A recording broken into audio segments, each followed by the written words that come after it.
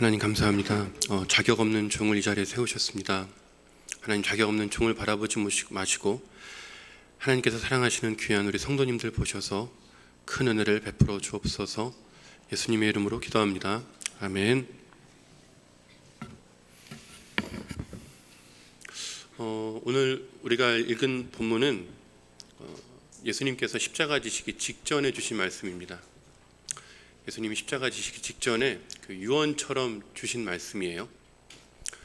그리고 예수님은 이 말씀을 통해 예수님이 다시 오시는 재림의 그날 어떤 일이 일어났는지 우리에게 알려주십니다.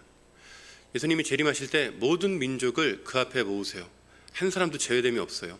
모든 민족을 그 앞에 모으고 이열로 딱 세우십니다. 그래서 오른편에는 구원받은 자들, 양의 무리, 그리고 왼편에는 구원받지 못한 자들, 염소의 무리를 이렇게 나누세요. 그리고 우리 주님 오른편에 있는 양의 무리를 보시며 말씀하시는 겁니다. 내 아버지께 복받을 자들이여, 나와 창세로부터 너희를 위하여 예비된 나라를 상속받으라. 예수님은 의인들에게 창세로부터 너희를 위하여 예비된 나라, 천국을 상속받으라 말씀하십니다. 그러면서 주님이 그들에게 천국을 주시는 이유를 말씀하세요. 그 이유가 예수님께서 너희 의인들은 내가 배고플 때 먹을 거 줬고, 내가 목마를 때 마시게 하였고, 내가 헐벗었을 때 옷을 입혔고, 내가 나그네 되었을 때 돌보았고, 내가 병들었을 때 와서 보았고, 감옥에 갇혔을 때 와서 보았다. 이렇게 말씀하시는 겁니다. 그러니까 의인들이 깜짝 놀랐어요. 왜냐하면 아무리 생각해도 내가 이 땅에서 예수님께 밥을 드린 적이 없거든요. 아무리 생각해도 내가 예수님께 물을 떠다 드린 적이 없거든요. 아무리 생각해도 내가 예수님 병원에 계실 때 찾아간 적도 없고, 감옥에 계신 예수님을 만나러 간 적도 없는 겁니다. 그러니까 이 의인들이 되게 의아해하면서 있는데, 그때 예수님 말씀하신 겁니다. 너희가 여기 내 형제 중에 지극히 작은 자 안에 간 것이 곧 내게 한 것이니라. 그러니까 의인들이 이 땅을 살아가면서 만났던 지극히 작은 자, 너희들이 만났던 그 소외된 이웃이 바로 나였다 말씀하시는 겁니다. 그 의인들이 예수님을 믿어, 예수님이 나를 위해 십자가에서 대신 죽으셨음이 믿어지고, 나를 위해 목숨 내어주신 그 사랑이 너무 고마워, 내가 주님께 무엇을 드릴까 고민하다가 세상 사람들은 외면하는, 쳐다도 안 보는 지극히 작은 자들, 소외된 이웃들을 하나님은 보시니 나도 보는 거예요. 하나님은 주목하시니 나도 주목하고 가서 섬기고 사랑하는 겁니다. 그냥 그렇게 한 것일 뿐인데, 나는 그냥 그렇게 그 구원의 은혜에 감격하여 자발적으로 작은 자를 섬긴 건데, 주님은 그 사람이 바로 나였다 하시는 거예요. 주님이 이 말씀을 빈말로 하신 게 아닙니다. 진실로라는 단어, 강조구를 덧붙이세요. 이거는 주님이 진짜로 말씀하시는 겁니다.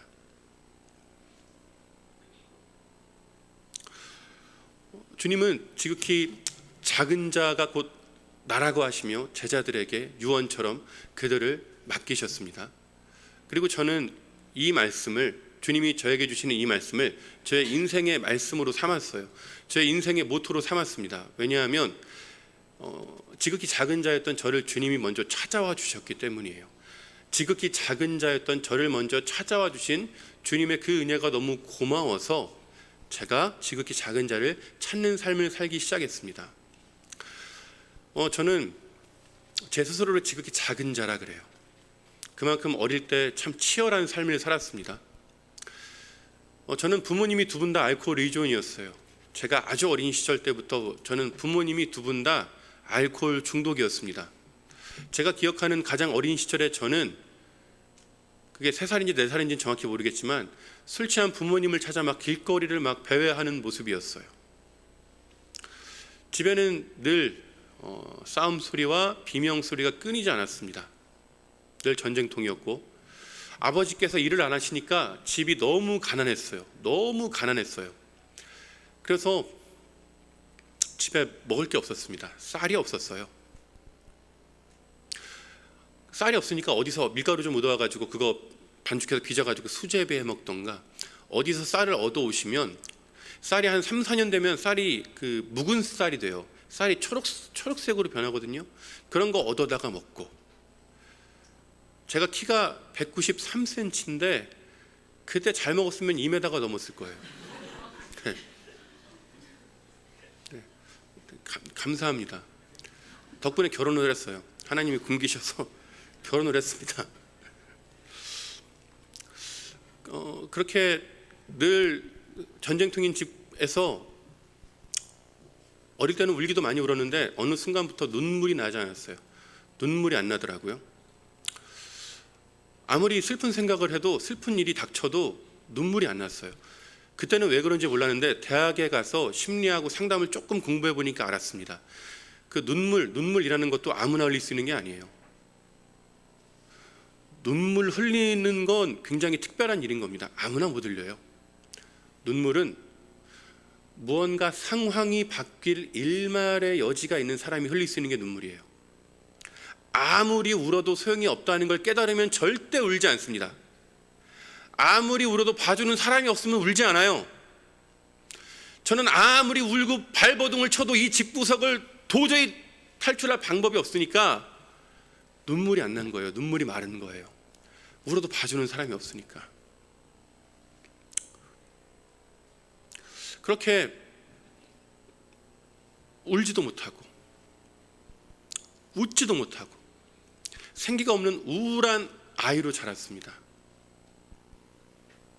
늘 제 방에 있으면 안방이나 마루에서 늘 어마어마한 막 소리들이 들려오면 어느 순간부터는 제가 아무렇지도 않더라고요. 옆에서 전쟁을 치르는데 저는 제가 강해진 줄 알았어요. 아, 내가 강해졌구나. 근데 그게 아니라 제가 제 스스로 마음을 마비시킨 거더라고요. 마음을 마비시킨 거예요.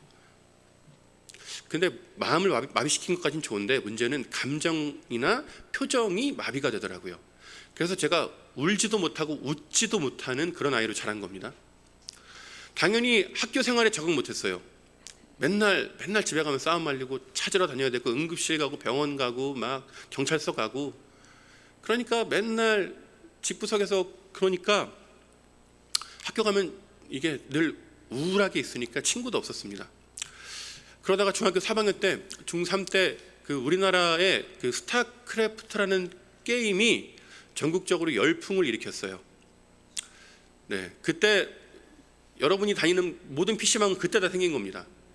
그때는 동네마다 PC방이 다 있었어요. 그리고 전국에 있는 모든 남자들, 여자들도 많이 했는데 그 게임을 다 했습니다. 그때 당시에 친구들이 중학교 3학년 때 친구들이 학교 끝나면 다 PC방에 가는 거예요. 게임을 하러 가는 거예요. 그래서 저도 호기심에 몇 번 따라가서 같이 해봤는데 저한테 재능이 있는 겁니다. 재능이. 달란트가 있더라고요. 그래서 한 지 몇 달 안 됐는데 제가 저희 학교에서 제일 잘하는 아이가 됐어요. 그때 당시에는 운동 잘하는 거, 싸움 잘하는 거 그것도 뭐 인정받지만 게임이 최고였어요. 게임 잘하면 짱인 거예요.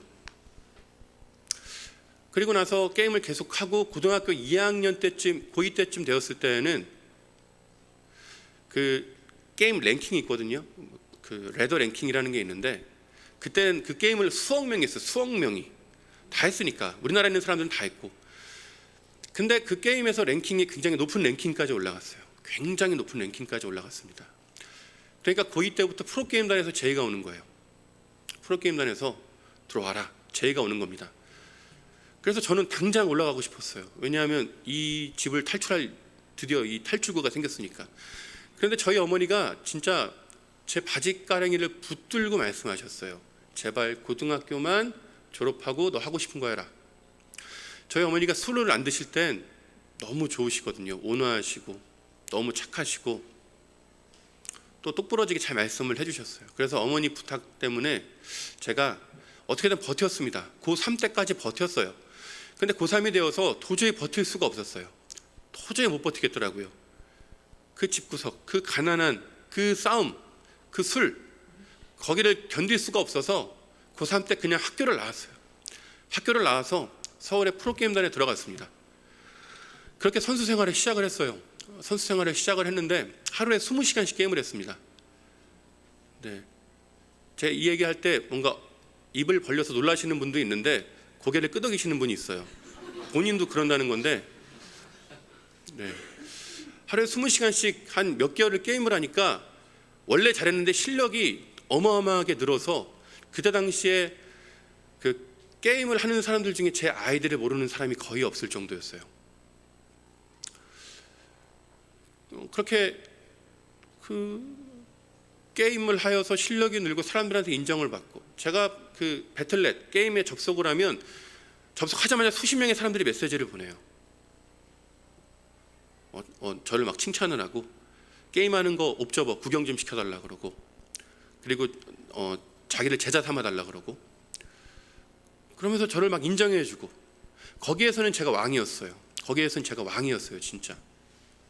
그런데 그 성공을 향해 가면 갈수록, 사람들에게 인정을 받으면 받을수록 마음 한구석이 헛헛하더라고요. 마음이 공허한 거예요. 마음이 채워지지 않는 거예요. 이러면 안 되는데, 내가 선택한 길이고, 내가 제일 잘하는 일이고, 내가 좋아하는 일인데, 점점 더 잘하면 잘할수록, 성공을 향해 가면 갈수록 마음이 이상하게 헛헛한 거예요. 그렇게 게임을 하다가, 밤새 게임을 하다가 이제 시계를 보는데 새벽 4시인 겁니다. 새벽 4시인데 저도 모르게 새벽 예배 할 시간이네 라는 생각이 들었어요. 저는 새벽 예배를 가던 사람이 아니거든요. 교회는 갔지만 새벽 예배를 갈 정도로 믿음이 좋은 사람이 아니었어요. 그런데 그 시계를 보고 새벽 예배할 시간이라는 생각이 들자마자 일어나서 1시간 거리에 있는 교회를 걸어갔습니다. 7개월 만에 교회를 간 거예요. 6, 7개월 만에 교회를 간 거예요. 그래서 교회에 가서 예배당에 딱 앉는데, 그 순간 누군가가 저를 꼭 안아주는 것 같았어요. 누군가가 저를 꼭 안아주는 것 같았어요. 살면서 누군가가 저를 안아준 적이 없는데, 살면서 따뜻함이라는 걸 경험해 본 적이 없는데, 그때 처음으로 따뜻함이라는 걸 경험해 본 겁니다. 그러니까 그날 이후에 모든 예배를 다 나갔어요. 새벽 예배, 수요 예배, 금요 예배, 주일 오전 오후 저녁 예배를 다 나갔습니다. 그리고 그 즈음에 청년부에서 동계 수련회를 간다는 그 광고를 들었어요. 근데 저는 중고등학교 때 수련회를 매년 갔지만 한 번도 은혜 받은 적이 없거든요. 다들 울면서 기도할 때 저는 눈물이 메마른 인생이니까 눈물이 안 나는 거예요. 다들 울면서 기도하는 게 너무 부러워서 저도 막 기도할 때 온갖 안 좋은 생각들을 쥐어짜가면서, 슬픈 생각들을 쥐어짜가면서 눈물을 흘리고 싶었는데 안 나더라고요. 그래도 그때 제가 그 마음에 따뜻함이 있었기 때문에, 하나님의 그 만지심이 있었기 때문에 그냥 청년부 동계수련회를 따라갔습니다.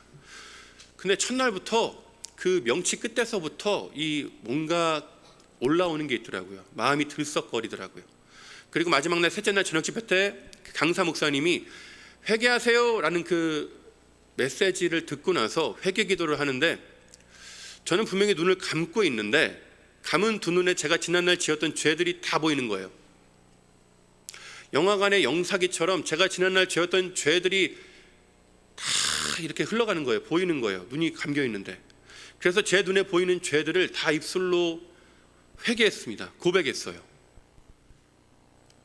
그런데 놀라운 건, 저는 몰랐는데 제가 그 순간 눈물이 터졌어요. 제가 울고 있더라고요.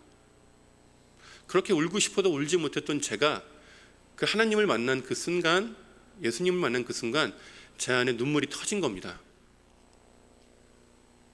예수님이 나를 위해서 십자가에서 대신 죽으셨다는 게 믿어졌어요. 예수님이 나를 위해 십자가에서 죽으셨다는 게 중고등학교 때 머리로 알았는데 그 순간에 가슴으로 믿어지더라고요.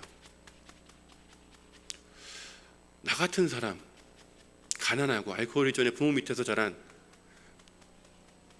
뭐 하나 볼품없는 고등학교 자퇴생, 변변한 것 없는 나 같은 사람을 위해서 주님이 진짜로 십자가에서 죽으셨다는 게 믿어졌습니다.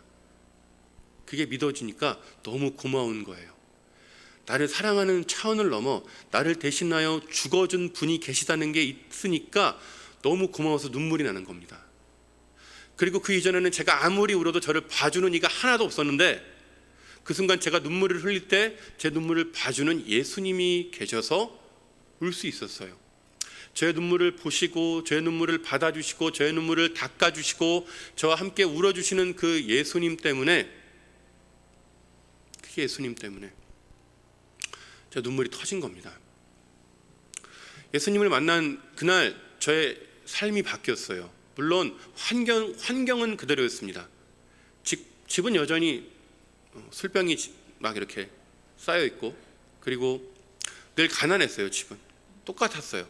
그런데 환경은 그대로인데 저의 마음이 바뀌니까 사라지더라고요. 환경은 그대로인데 저의 마음이 변하니까 살겠더라고요. 그 전에는 세상이 어둡게만 보였어요. 세상이 우울하게만 보였어요. 흐릿하게만 보였어요. 그런데 주님을 만난 그 순간부터 온 세상이 총천연색으로 보이기 시작했어요. 모든 게 아름다워 보였습니다. 길가에 핀 잡초조차도 아름다워 보였어요. 저의 삶에 소망을 주신 주님은 저의 삶에 비전을 주셨어요. 꿈을 주셨습니다. 그리고 저는 주님의 부르심을 받아 신학의 길을 가기 시작했어요. 독학으로 검정고시를 보고 수능을 봐서 신학대학교에 입학을 했습니다. 신학대학교에 입학을 하니까 너무 좋은 거예요. 너무 행복한 거예요.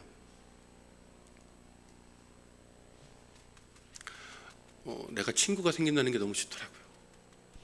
그것도 더군다나 대학생 친구가 생겼다는 게 너무 좋더라고요. 그렇게 이제 친구들과 처음에 오리엔테이션 OT를 끝나고 이제 집으로 가려고 청량역을 가는데, 청량역에서 우연히 노숙자를 한 사람 만났습니다. 길에 쓰러져 있는 노숙자를 이렇게 세우고 그를 위해서 뭘 좀 도와주고 싶어도 도와줄 수 없는 저의 자신을 발견했어요. 어떻게든 그를 좀 도와주고 싶어서 그냥 경찰서에 전화해서 그 순경이 나왔는데, 오히려 그 경찰은 그 청량역에 발에 치이는 노숙자 때문에 자기를 불렀다는 거에 굉장히 화가 났더라고요. 그러니까 그 노숙자를 위해, 쓰러진 노숙자를 위해 해줄 수 있는 게 제가 아무것도 없는 거예요. 그냥 주머니에 있는 돈 몇 푼 쥐어드리는 게 전부인 겁니다. 그래서 그분 손에 이렇게 돈을 쥐어드리고 뒤돌아서 가다가 저도 모르게 이렇게 뒤를 돌아봤어요. 뒤를 돌아보니까 경찰은 서서 이렇게 씩씩거리고 있고, 그 아저씨는 고개를 푹 숙이고 이렇게 앉아 있더라고요. 그 순간 하나님이 제 마음 가운데 큰 감동을 주셨어요. 하나님이 저한테 저들을 위해 살라라는 말씀을 하셨습니다. 저들을 위해 살아라. 저한테 노숙자들을 위해 살아라 그러시는 거예요. 그런데 이 말씀은 저에게 굉장히 가혹한 거예요. 잔인한 거예요. 왜냐하면 노숙자는 전부 다 알코올 중독자입니다. 저는 평생 술 취한 어머니 아버지 때문에 술 취한 사람을 못 견뎌요. 저는 태생적으로 못 견뎌요. 절대 견딜 수가 없어요. 그런데 주님이 저한테 노숙자를 위해 살라는 거예요. 알코올 중독자를 위해 살라는 거예요. 그런데 그 말씀이 싫지가 않더라고요. 싫지가 않았어요. 그래서 제가 주님께, 네 주님, 제가 저들을 위해 살겠습니다 대답을 했습니다. 나같이 작은 자를 구원해 주신 그 주님께서 나같이 작은 사람에게 무언가를 맡겨주셨다는 게 고마웠어요. 나 같은 인생을 통해 하나님이 무언가 일을 하시겠다라는 그 약속을 주신 게 너무 감사했어요. 그래서 그 주님 말씀을 기쁨으로 받고 순종하여 노숙자들을 찾아다니기 시작했습니다. 청량역에 있는 노숙자들을 만나면서 그들 손잡고 기도해주고 복음을 전하고 그들을 그 빵하고 음료수나 김밥, 도시락 같은 거 사다 드리고, 그리고 식당에 손잡고 가서 같이 국밥 한 그릇씩 먹고, 그런 일들을 했어요. 그렇게 주님께 충성을 하다가 제가 그 신학교 때 제가 장로교 목사인데 학부는 순복음에서 했습니다. 한세대학교에서 했어요. 그곳에는 순복음교단의 신학교였기 때문에 기도한다는 사람들은 다 모였어요. 전국에 기도를 좀 한다는 사람들은 다 모아놓은 것 같더라고요. 그냥 만나면 그냥 기도하는 거예요. 그리고 하다못해 이제 학교에서 이제 뭐 MT 같은 거 가지 않습니까? MT 가면 다들 놀잖아요. 근데 저희는 MT를 가면 놀 수 없었어요. 왜냐하면 기도했거든요. MT 가면 밥 먹고 저녁에 이제 한 3-4시간 막 기도하는 거예요. 그럼 기차 가지고 이제 자고 아침에 일어나서 가는 거죠. 한 번은 저희가 이제 우리도 좀 대학생인데 대학생답게 놀아보자. 그래서 이번에는 MT 가서 딱 1시간만 기도하고 우리도 좀 놀아보자라는 굳은 다짐을 하고 갔는데, 또 그 1시간 끝날 쯤에 누가 또 기도발을 붙인 거예요. 그래서 또 한 3-4시간 달리는 거예요. 저희는 못 놀았어요. 그런데 거기에서 처음엔 너무 좋았어요. 왜 좋았냐 하면 같이 기도할 수 있는 사람이 있으니까. 저희 어머니, 저희 아버지의 상황들을 놓고 같이 기도해 줄 수 있는 사람들이 있으니까 너무 좋더라고요. 그런데 1년이 지나고 2년이 지나고 3년이 지나도 저의 기도 제목은 응답이 안 됐어요. 저의 기도 제목은 응답이 안 됐어요. 어머니, 아버지는 여전히 술을 드시고 집은 여전히 찢어지게 가난했습니다.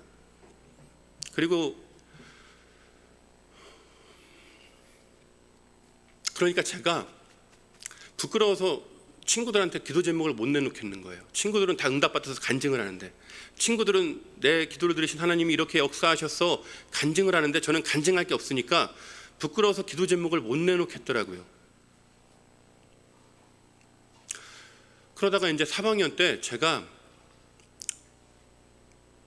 학교 생활을 하는데 등록금이 없어서 등록금을 못 내서 신학교에서 퇴학을 당했어요. 신학교인데 등록금을 안 내니까 퇴학을 시키더라고요. 제가 등록금 달라고 얼마나 기도했겠습니까? 기도를 진짜 열심히 했거든요. 새벽에 기도하고 정오에 기도하고 자기 전에 기도하고 금요일마다 삼각산에 가서 밤새 기도하고 합숙을 하면서 하루에 7, 8시간씩 기도하고. 그런데 하나님이 제 등록금을 안 주셨어요. 그렇게 학교에서 쫓겨나듯이 쫓겨나고,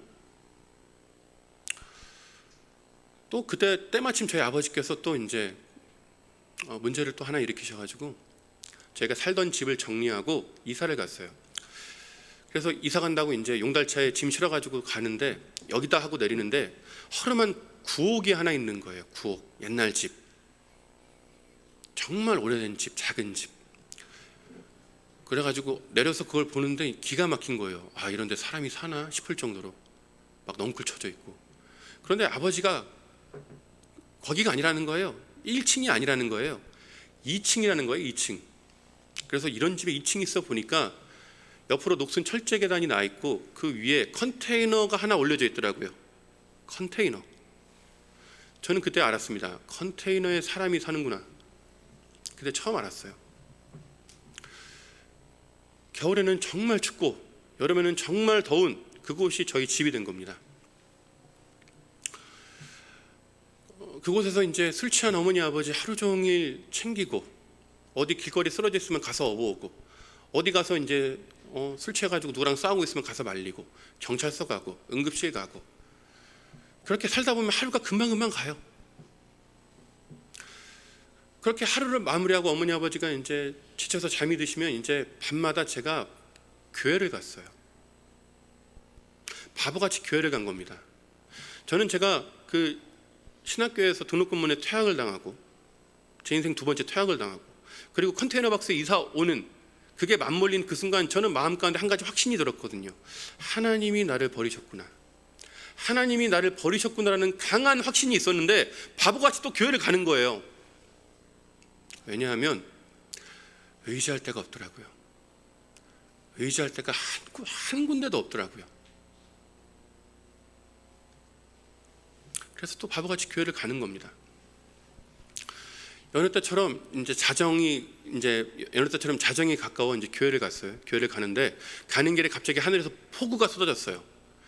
어마어마한 장대비, 소나기가 내린 겁니다. 우산도 안 가져왔는데 비까지 맞으니까 제 마음 깊은 곳에는 울분이 폭발했어요. 제가 그 순간 하늘을 보면서 하늘을 향해 삿대질을 해가면서 따졌어요. 하나님한테 정말 악을 썼어요. 하나님한테 어떻게 나한테 이럴 수 있냐고. 어떻게 나한테 이럴 수 있냐고. 내가 그렇게 충성했는데, 내가 그렇게 헌신했는데 어떻게 나한테 이럴 수 있냐고 하나님한테 따졌습니다. 그리고 또 바보같이 교회를 갔어요. 교회를 가서 그 불 꺼진 기도실에 앉아 있는데 그 순간에 그 하나님이 저를 꼭 안아주시더라고요. 주님이 저를 꼭 안아주시더라고요. 제 마음에 있던 그 폭풍을 잔잔하게 하시더라고요. 마음에 깊은 평안을 주시고 마음에 있는 깊은 언저리에 있는 그 상처와 울분과 슬픔들을 주님이 어루만져 주시더라고요. 그 순간 저는 한 가지 깨달은 게 있습니다.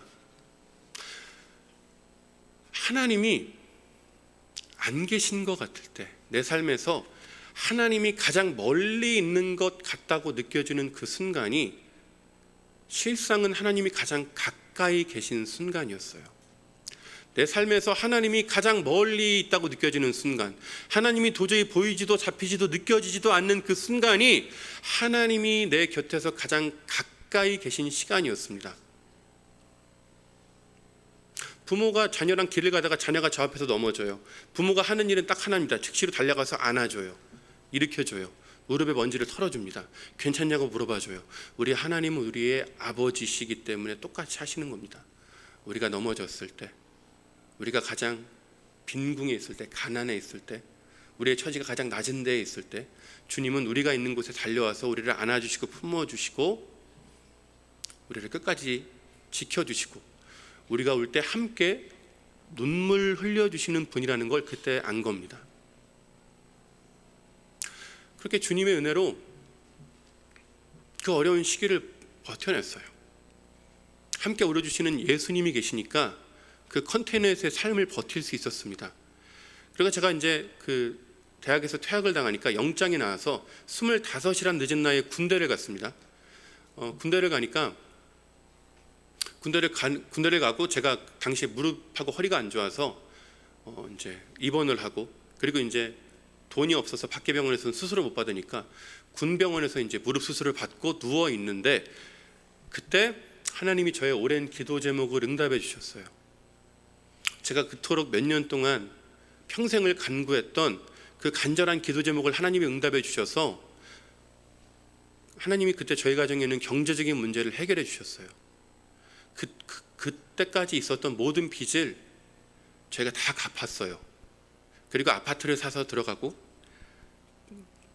그리고 또 이제 큰 돈이 또 수중에 있었어요. 그러니까 집이 안정되니까 그때 어머니 아버지가 술을 안 드셨어요. 제 인생 처음으로. 저는 군대를 만기 전역을 하고 퇴학당한 신학교에 3학년으로 재입하겠습니다. 집안이 안정되다 보니까 공부를 할 수 있었어요. 그래서 거기에서 저희 학과 수석 장학금도 받아보고 그리고 학생회장도 하고 그리고 졸업한 다음에 신대원에 진학을 하고 큰 교회에서 전임 사역도 시작했습니다. 제 인생에서 그렇게 완벽한 때는 없었어요. 모든 게 완벽한 때는 없었어요. 그런데 문제가 있었어요. 문제는 제 안에 있었어요. 제가 전처럼 간절하게 기도하지 않는다는 겁니다. 전처럼 간절하게 기도하지 않는다는 거예요. 그렇게 오랫동안 기도했던 큰 기도 제목이 응답되어 버리고 문제가 해결되니까 기도할 목적이 사라진 거예요. 이거 붙들고 그렇게 기도했는데 이 큰 문제가 사라져 버리니까 기도할 목적이 사라져 버린 거예요. 물론 다른 신학생, 다른 사역자들이 하는 만큼 기도했습니다. 그런데 제 마음에 간절함이 사라진 거예요. 간절함이.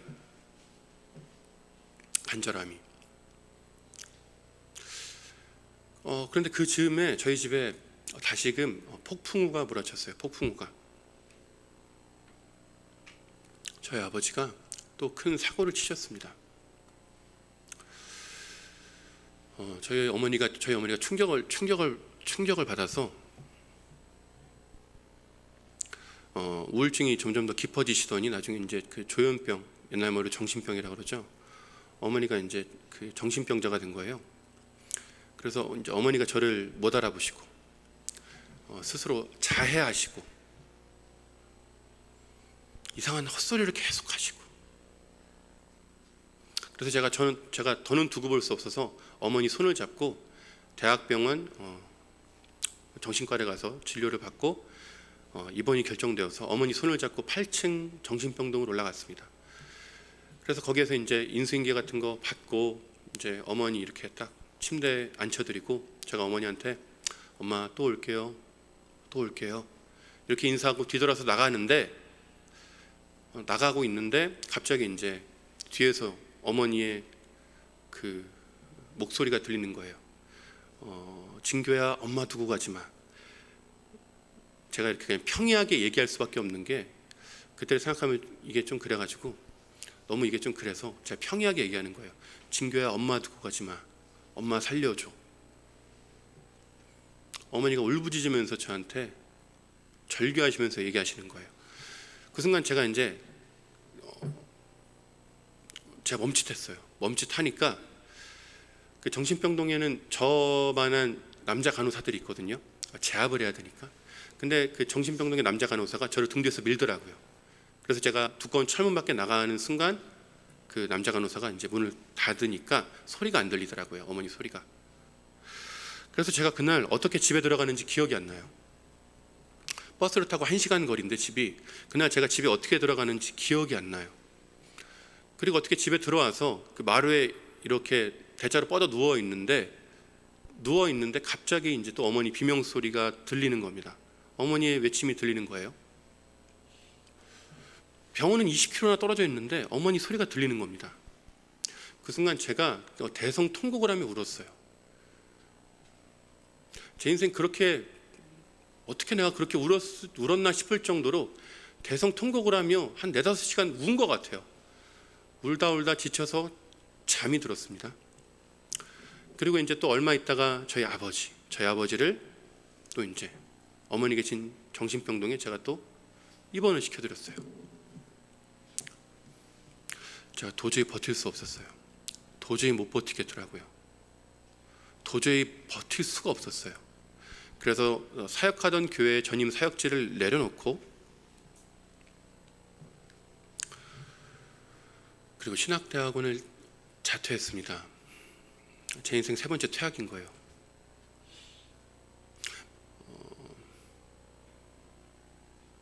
몇 달을 폐인처럼 지냈어요. 폐인처럼. 제가 다짐했습니다. 내가 다시는 사역을 안 한다. 내가 사역하면 진짜 내가 뭐다 막 그럴 정도로 하나님을 떠나기로 결심했습니다. 질려버린 거예요. 그렇게 폐인처럼 지내는데 신학교 동기, 학부 동기한테 전화가 왔어요. 전화가 와서 청소년부 수련회가 있는데 와서 설교 좀 해달라는 겁니다. 근데 제가 내 꼬라지에 뭔 설교를 하나 싶었는데 친구가 간곡히 부탁을 해서 제가 갔어요.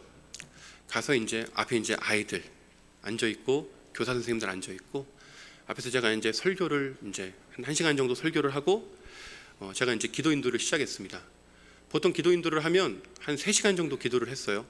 3시간 정도 기도 인도를 하면 그 전에는 그 성령님의 역사가 나타났거든요. 막 회개의 역사가 나타나고 성령님의 그런 은사들이 나타났어요. 그런데 그 청소년부 수련회에서는 3시간을 기도하고 3시간 30분을 기도해도 아무 일이 일어나지 않는 거예요. 다들 죽어라 기도를 하는데 아무 일이 안 일어나는 거예요. 무언가 하늘이 막혀있는 듯한, 뭔가 막막한, 죽어라 부르짖는데 열심히 하는데 뭔가 아무 일도 일어나지 않는 그 답답함이 지속되었어요. 그래서 3시간 30분이 넘어서 제가 이제 도저히 안 되겠더라고요. 일단은 저는 설교까지 하면 5시간을 계속 그러고 있는 거니까 제가 이제 마이크를 잡고 마침 기도를 했습니다.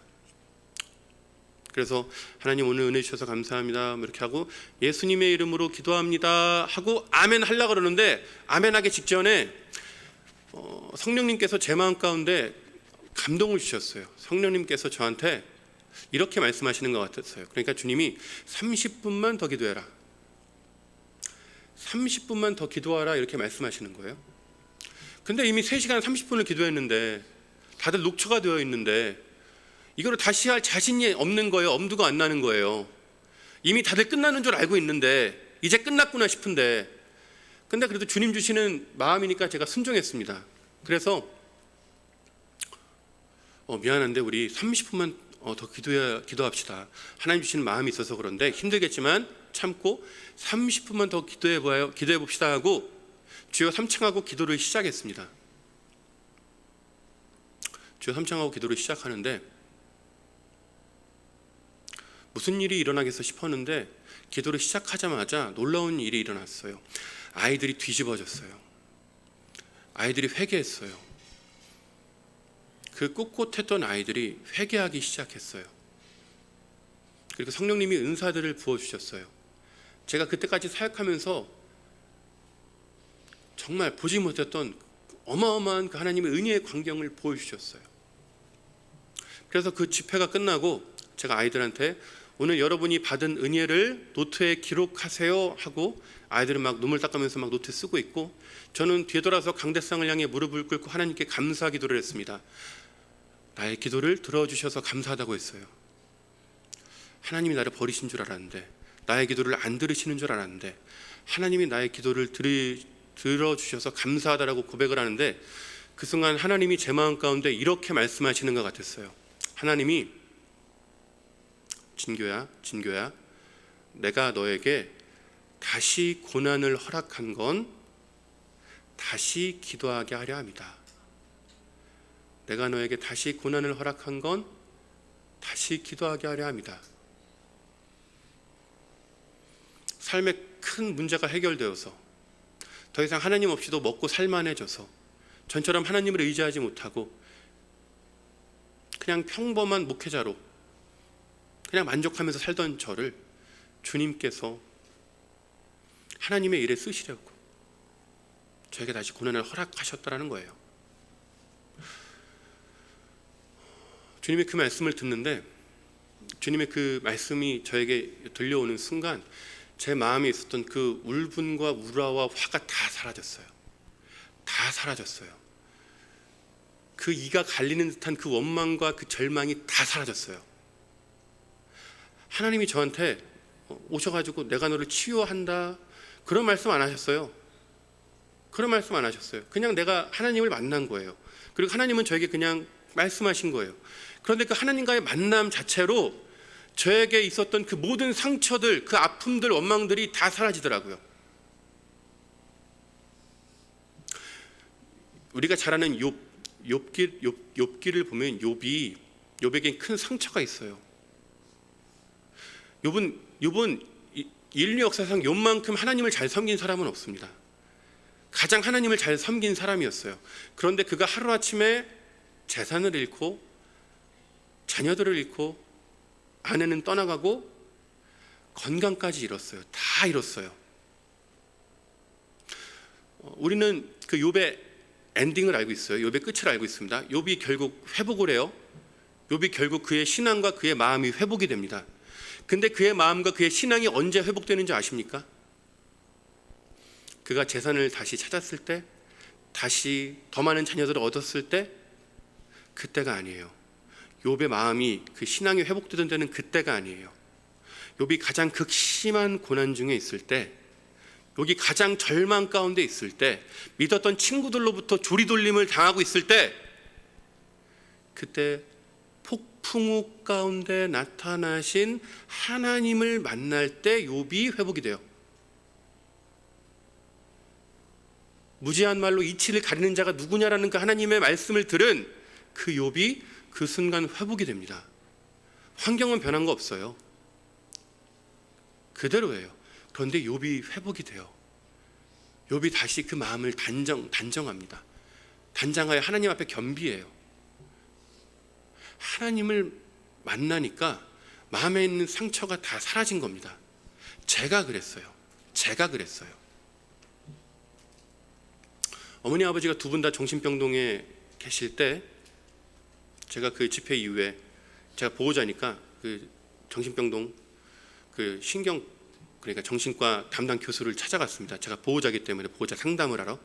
그래서 보호자 상담을 한참을 하다가 그 대학 교수가 이제 다 끝나고 나서 의자를 이렇게 뒤로 조금 빼더니 팔짱을 끼면서 저를 바라보면서 제가 들릴 듯 말 듯하게 이렇게 얘기하는 거예요. 이상하다. 분명히 이상이 있을 텐데, 이상하다. 저렇게 멀쩡할 리가 없는데. 저를 보면서 그러시는 거예요.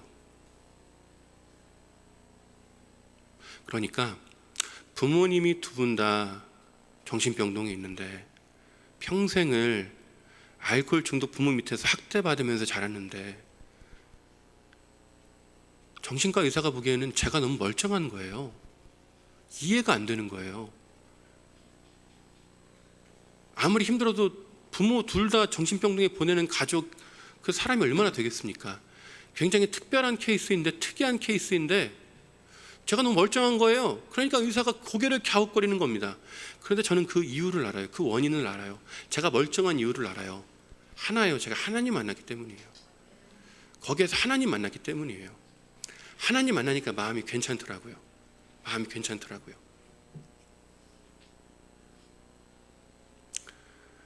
그 하나님의 은혜로 다시 신학교에 들어갔습니다. 다시 시작했어요. 제가 그 합동신학대학원이라고 수원에 있는 장로교 측 신학대학원을 들어갔습니다. 들어가서 이제 다시 주의 길을 가기 시작했어요. 그리고 하나님이 저에게 지극히 작은 자를 위해 살라라는 그 비전을 주셨기 때문에, 그 이전부터, 제가 처음 신학을 시작할 때부터 주님은 노숙자와 장애인을 위해 살라는 그 비전을 주셨기 때문에, 제가 이렇게 신대원을 졸업하고 이제 사역을 시작하고 난 다음에 주님 말씀에 순종해서 제가 장애인 사역을 시작했어요. 장애인 자립 사역을 시작한 겁니다. 굿윌 스토어라는 곳에서 제가 사역을 시작했어요. 굿윌 스토어는 사람들이 사용하지 않는 물건을 기증받아서 그 굿윌 스토어에서 판매하는 건데, 직원이 장애인입니다. 아름다운 가게하고 외형은 똑같은데 직원이 장애인인 게 다른 거예요. 그 장애인이 그 스토어에서 일을 해서 급여를 받고 그렇게 자립을 하는 겁니다. 거기에서 열심히 사역을 했어요. 하나님 맡기신 사명이니까. 사명에 따라 열심히 사역을 하는데, 제가 그 굿윌 사역을 한 지 한 2년 차인가 3년 차 즈음에 저한테 이제 올해 6살 된 딸아이가 있어요. 6살 된 딸아이가 있는데, 그때 저희 아이가 한 3살 때쯤에 아이가 뇌전증, 옛날 말로 간질이라 그러죠. 아이가 뇌전증하고 발달장애 진단을 받은 거예요.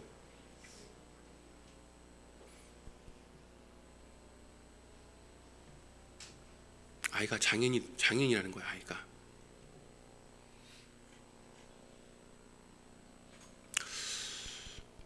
제가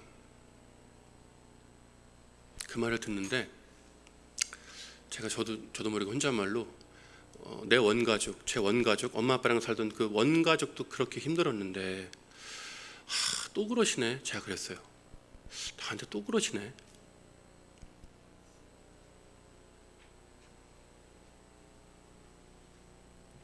그런데 며칠 만에 괜찮아졌어요. 며칠 만에 금방 괜찮아지더라고요. 왜냐하면 아이가 너무 예쁘고 사랑스럽기 때문이에요. 아이가 너무 예쁘더라고요. 아이가 너무 사랑스럽더라고요. 제가 저희 딸아이를 보면서 한 가지 깨달은 게 있어요. 장애아를 자녀로 둔 부모는 자기 자식을 절대 장애인으로 보지 않아요.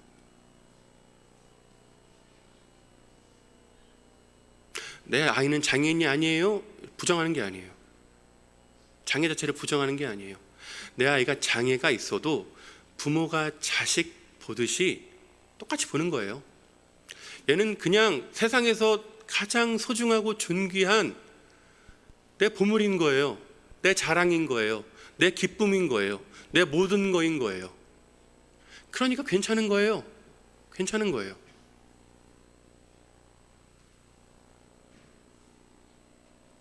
그리고 그 즈음에 주님이 저에게 말씀을 통해 위로를 해주셨어요. 말씀을 통해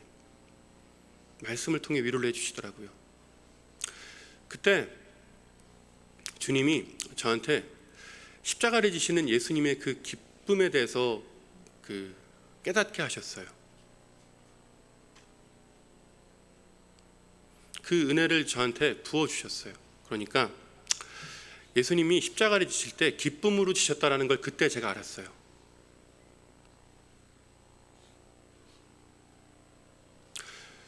예수님이 십자가 지시기 전에 내가 기쁘다고 그러시거든요. 예수님이 십자가 지시기 직전에 제자들을 모아두고 내 안에 있는 기쁨을 너희도 가졌으면 좋겠다라고 예수님이 직접 말씀하세요. 이제 십자가 지고 죽으셔야 되는데 주님이 기쁘다는 거예요. 그리고 제자들한테 말씀하시는 것도 부족하셨는지 주님이 이제 하나님 아버지한테 기도하는 거예요. 아버지한테 뭐라 기도하시냐면, 주님, 제자들 이 사람들도 내 기쁨을 가지게 해주세요 기도하시는 거예요. 십자가 지셔야 되는데 주님이 기쁘시다는 거예요. 이거는 자식을 키우다 보면 이 주님의 기쁨을 우리가 알 수 있어요. 자녀를 키우다 보면 이 기쁨을 알 수 있더라고요. 아이를 키우다 보면 병원에 가게 됩니다. 저희 아이도 병원에 많이 가요. 거의 매일 병원 센터를 왔다 갔다 합니다. 그리고 1년에 한 7번씩 입원을 해요. 한 번 입원하면 한 10일 정도 있습니다. 길면 보름. 그러면 아이가 이제 병원에 입원했을 때 아이가 주사를 맞거나 그런 힘든 치료를 받을 때가 있잖아요. 그러면 그 모습을 바라보는 부모의 심정은 다 똑같습니다. 내 아이가 주사를 맞을 때 그 부모는 내가 저 주사를 대신 맞아서 내 아이가 나을 수만 있다면 내가 대신 맞을 텐데, 내가 내 새끼의 고통을 대신 가져와서 당할 수만 있다면 내가 1000번, 10,000번이라도 대신 당할 텐데 하는 게 모든 부모의 마음입니다. 모든 부모의 심정이에요. 그런데 부모가 아무리 자식을 사랑해도 안 됩니다. 불가능해요. 대신 주사를 맞아줄 수도, 대신 고통을 가져와서 당할 수도 없습니다. 그런데 우리 예수님은 그게 가능하셨어요. 그걸 할 수 있으셨어요. 우리 대신 아파할 수 있으셨어요. 우리의 고통을 대신 가져와서 대신 아플 수 있으셨어요. 우리 대신, 우리가 당할 죽음을 대신 가져와 당할 수 있으셨어요. 우리 대신 죽어서 우리를 살릴 수 있으셨어요. 이사야 선지자가 예언합니다. 예수님이 채찍에 맞음으로, 예수님이 징계를 받음으로 우리가 평화를 누리고, 예수님이 채찍에 맞음으로 우리가 나음을 입었도다. 예수님이 채찍에 맞으시고 십자가에서 못 박혀 죽으시는 걸로 인해 우리가 나음을 입었다라는 걸 말씀하시는 거예요. 주님은 우리를 대신하여 그 고통을 짊어질 수 있으셨기 때문에 기쁨으로 십자가를 지신 겁니다. 만약에 내가 병원에 있는데 저기에 이제 유리문 너머로 이제 아이가 주사를 맞으려고 그러는 거예요. 그러면 이제 주사를 딱 맞기 전에 간호사가 이쪽을 딱 보면서 이야기하는 겁니다. 이 아이 대신해서 주사 맞아줄 분 계세요? 라고 그러는 거예요. 간호사가. 이 아이 대신해서 주사 맞으면 이 아이 나을 수 있는데 대신 맞아줄 분 계신가요? 라고 간호사가 얘기하면 부모가 어떻게 하겠습니까? 손 들고 뛰어갑니다. 손 들고 뛰어가요. 냅다 뛰어갑니다. 그냥 가겠습니까? 억지로 가겠습니까? 마지못해 가겠습니까? 기쁨으로 갑니다. 기쁨으로 가요. 기뻐하면서 가요. 한바구음을 띄고 갑니다. 그게 우리를 위해 십자가 지시는 주님의 마음이에요. 우리를 창조하신 하나님, 말씀으로 우리를 창조하신 하나님, 말씀이 육신이 되신 우리 예수님께서 우리를 살릴 수 있기에, 우리를 대신하여 죽을 수 있는 길이기에 기쁨으로 십자가를 지셨다. 내가 그 기쁨을, 주님의 그 기쁨의 대상이 되는 존재라는 걸 주님이 아이가 장애 진단 받을 때 깨닫게 하셨어요. 그러니까 버티겠더라고요. 그러니까 버텨지더라고요. 그 주님의 사랑이 저와 함께 하니까 버텨지더라고요.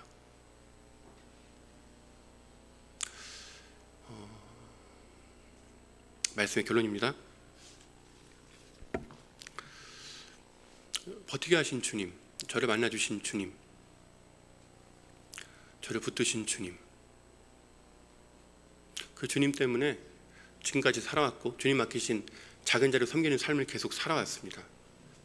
작은 자를 섬기는 삶을 계속적으로 살아오면서 제가 한 가지 깨달은 게 있어요. 주님이 오늘 우리에게 주신 본문 말씀, 지극히 작은 자 안에 간 것이 곧 내게 한 것이니라. 이 말씀이, 저는 예수님이 작은 자들을 위해 주신 말씀이라고 여겼어요. 이 말씀의 수혜자는 작은 자라고 여겼어요. 왜냐하면 예수님 이제 곧 십자가 지시고 죽으시고 부활하시고 승천하셔서 하늘에 계셔서 이 땅에 안 계시니까 제자들에게 작은 자를 맡기신 것으로만 제가 여겼습니다. 그런데 제가 이 주님 말씀 붙들고 살아오다 보니까 어느 순간 말씀이 새롭게 다가오더라고요. 주님이 지극히 작은 자에게 한 것이 곧 내게 한 것이니라, 이 말씀은 제자들 당사자를 위한 말씀이었어요. 제자들을 위한 말씀이었어요. 이제 곧 부활하시고 승천하셔서 하늘에 올라가신 그 예수님을 그리워할 제자들에게 예수님을 만나는 방법을 알려주신 거예요. 예수님을 믿다가 삶의 고난 중에 예수님이 몹시도 그리워질 때 예수님께 찾아오는 길을 알려주신 거예요. 예수님이 내가 보고 싶으면 저 하늘이 아니라 낮은 데를 보면 돼. 내가 보고 싶으면 낮은 데 지극히 작은 자들을 찾아오면 돼. 그러면 그들 중에 그들과 함께하고 있는 나를 만날 수 있을 거야 말씀해 주시는 줄 알았습니다.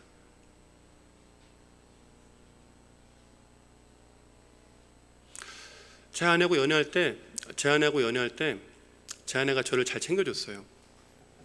가난한 저를 위해서 옷도 사서 입히고 신발도 사서 신기고, 그때 당시에 제가 이제 건강이 안 좋아서 가만히 있어도 식은땀이 비오듯 하고 길 가다가 픽픽하고 쓰러졌는데, 아내가 그런 저를 위해 만날 때마다 정관장 매장에 끌고 들어가서 홍삼 진액 한 병에 30만 원짜리를 막 사줬어요.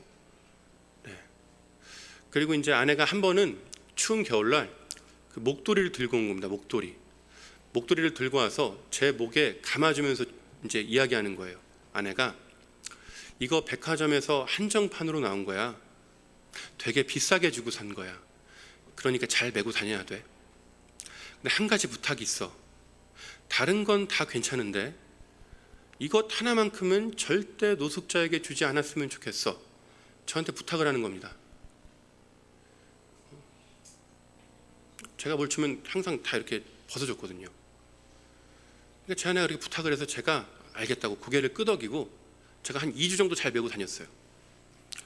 그리고 이제 여느 때처럼 아내를 만나려고, 아내가 논현동 살 때여서 강남 논현역에 내려서 강남 교보문고 방향으로 제가 걸어가고 있었습니다. 걸어가고 있는데 저 멀리서 노숙인이 오는 게 보였어요. 순간 제가 움찔했습니다. 이거 안 되는데, 이거 벗어주면 큰일 나는데, 이번에는 죽을지도 모르는데, 제가 뒤돌아서 갈까 했어요. 갈까 막 이러다가, 근데 제가 어느새 제가 가고 있더라고요. 가서 딱 마주치니까 그 백발이 성성한 어르신인데 삐쩍 마르신 어르신이 얇은 점퍼 하나 걸치고 벌벌 떨고 계셨어요. 그래서 제가 제 목에 목도리를 벗어서 그분 목에 감아드렸어요.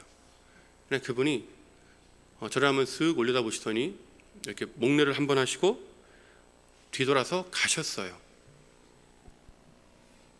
제가 그 모습을 한참을 바라봤습니다.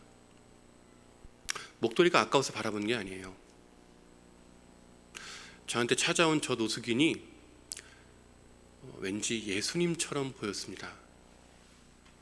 저분이 왠지 예수님처럼 보여서 제 시야에서 사라질 때까지 바라봤어요.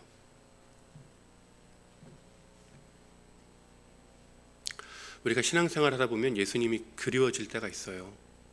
예수님이 보고 싶을 때가 있어요. 아무리 하늘을 향해 울부짖어도 주님의 응답이 없을 때가 있어요. 복장이 터질 것 같을 때가 있어요. 그런데 저는 이제 아는 거예요.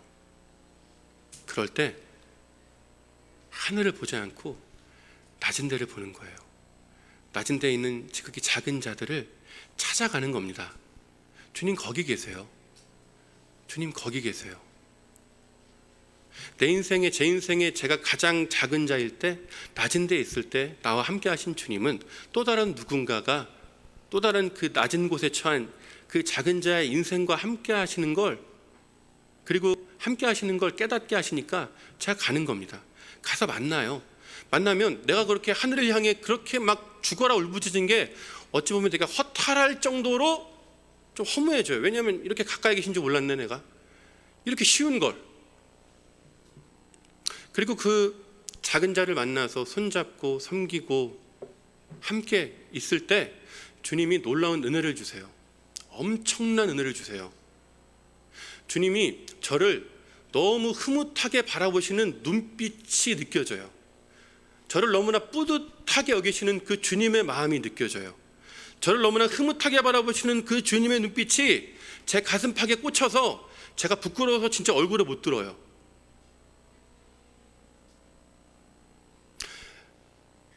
부흥회 때나 부흥회나 수련회 때 가서 받을 법한 은혜를 거기서 받습니다. 하나님의 임재가 있어요. 하나님의 은혜가 있어요. 그러니까 누가 말하지 않아도 가는 겁니다. 누가 말하지 않아도 가는 거예요. 누가 보지 않아도 가는 거예요. 왜? 예수님 계시니까. 예수님을 만나는 일이니까. 주님이 은혜를 주시니까. 주님만 보시니까. 그게 너무 좋으니까 일부러 사람들 눈을 피해 가는 거예요. 왼손이 하는 일을 오른손이 모르게 하라 그러시잖아요. 그게 더 좋은 거거든요. 그게 더 좋더라고요. 그게 더 행복하더라고요. 그게 더 기쁘더라고요. 그게 더 뿌듯하더라고요.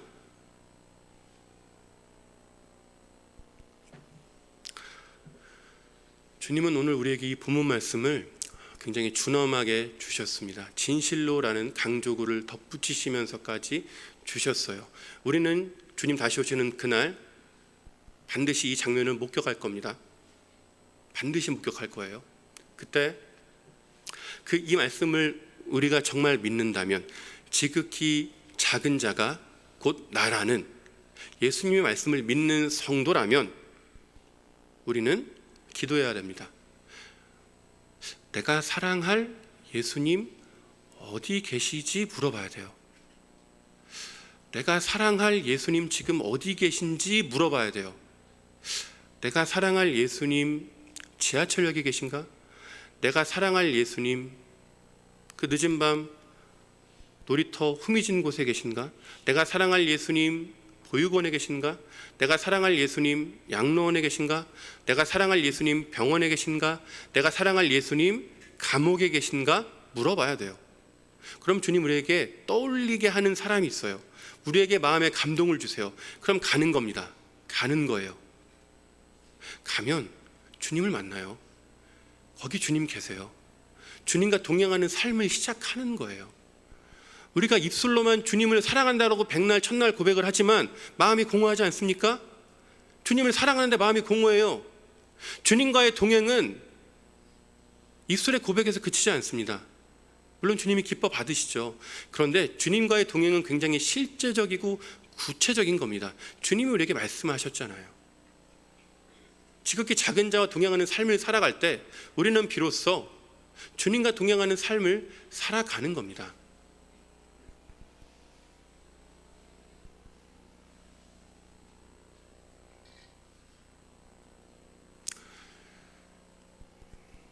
먼 훗날 주님이 말씀하신 그날을 우리는 맞이할 겁니다. 우리 앞에 서신 주님이 우리 한 사람 한 사람 보고 말씀하실 거예요. 한 사람 한 사람 보고 우리에게 말씀하실 겁니다. 아무개야 고마웠다. 나 배고플 때 먹을 거 줘서 고마웠어. 나 목마를 때 마실 거 줘서 고마웠어. 나 헐벗었을 때 옷 입혀줘서 고마웠어. 나 나그네 되었을 때 재워줘서 고마웠어. 나 병들었을 때 간호해줘서 고마웠어. 나 감옥에 갇혔을 때 면회해줘서 고마웠어 라고 주님이 우리에게 말씀하실 겁니다. 그날에 우리 모두 함께 양의 무리의 양의 편에 서서 주님의 칭찬을 받으시는 저와 성도님들 되시길 예수님의 이름으로 축원합니다. 이 시간 우리 함께 기도하겠습니다. 함께 기도할